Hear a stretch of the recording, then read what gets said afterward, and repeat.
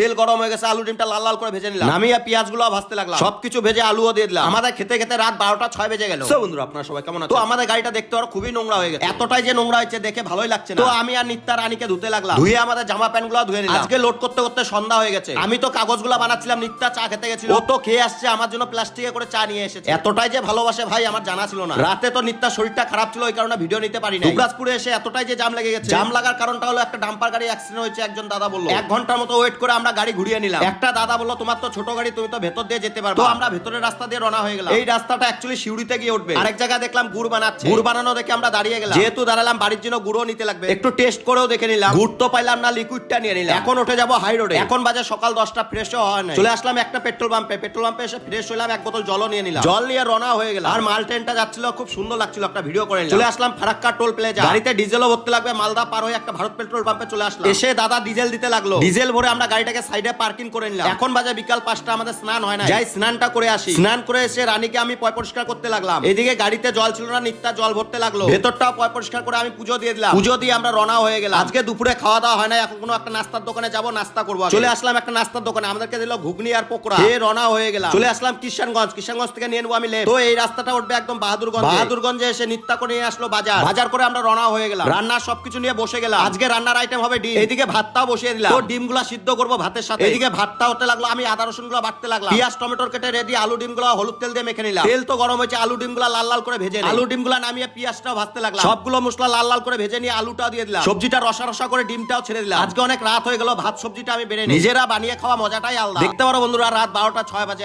সকালে ঘুম থেকে উঠে ফ্রেশ হয়ে আমরা রওনা হয়ে গেলাম। চলে আসলাম বিহার বেঙ্গল বর্ডারে। তো এখন বাজে সকাল 8টা, আমি আগে নন্টিটা পার হই। খড়িবাড়িতে এসে এতটাই যে জাম লেগে গেছে, চা পাতা বাগানগুলো এত সুন্দর লাগতেছিল, একটা ভিডিও করে চলে আসলাম করতোয়ায় মাসির দোকানে। আমাদেরকে দিল ঘুগনি মুড়ি, আমরা আসলে মাসি খুব খুশি হয়, খেয়ে রওনা হয়ে গেলাম। চলে আসলাম বাড়িতে। আজকে তো খালি হবে না, কালকে দেখা যাক কি করা যায়। আজকের মতো এতটুকুই, নেক্সট ভিডিওতে আপনাদের সাথে দেখা হচ্ছে।